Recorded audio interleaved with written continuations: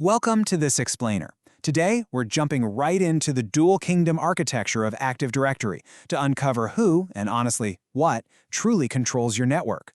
Because in enterprise infrastructure, Active Directory, it's the undisputed core, and keeping it secure is a massive, high-stakes balancing act.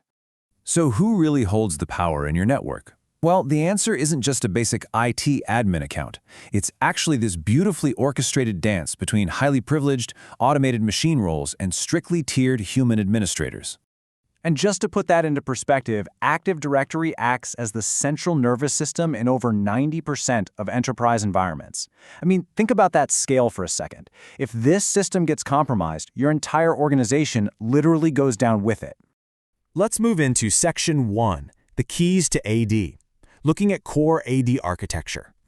To really understand the stakes here, we have to look at Active Directory not just as some standard database, but as the master lock protecting every single user, computer, and file share in your organization. It's the ultimate central authority. When a user logs in, Kerberos authentication grants them a ticket granting ticket, which allows for seamless access to resources without ever transmitting a password over the network. It's brilliant, but it means whoever holds the keys to this directory basically holds the keys to everything. All right, Section 2, the 5 FSMO roles focusing on machine administrators.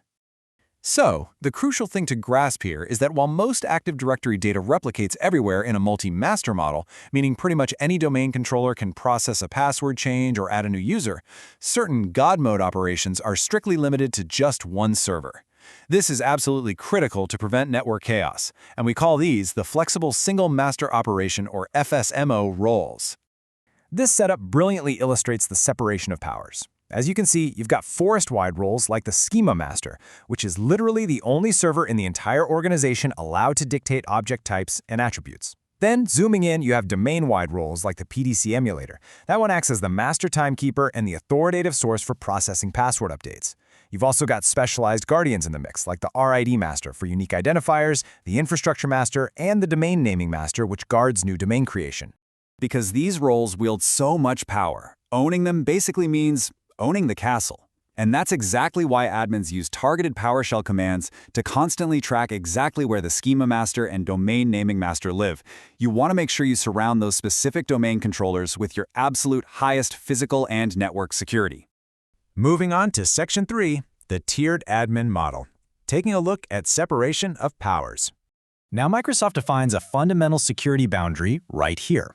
Think of Tier 0 as your control plane. These are your domain controllers and your highest level identities.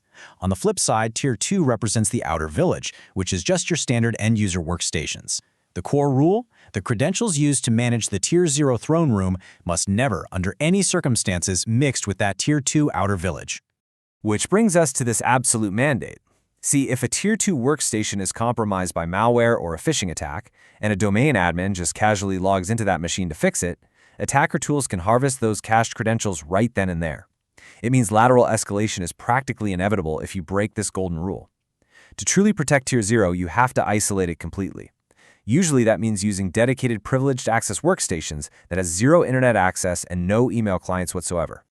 Next up, Section 4, delegating admin control, specifically through role-based access.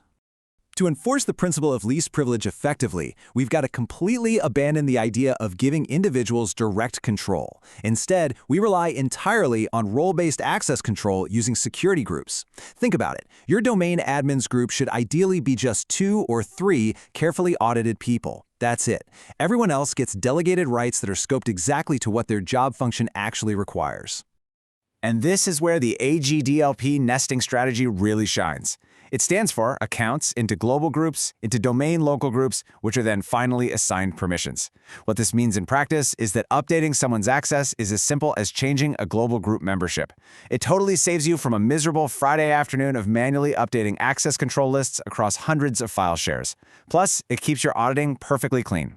By using targeted delegation commands like DSCLs, you can grant the help desk the exact power they need to reset passwords, but only within a specific organizational unit. This is a real game changer because it enables them to do their jobs effectively without ever making them super dangerous domain admins. You maintain that strict Tier 0 security boundary while still keeping IT operations running smoothly.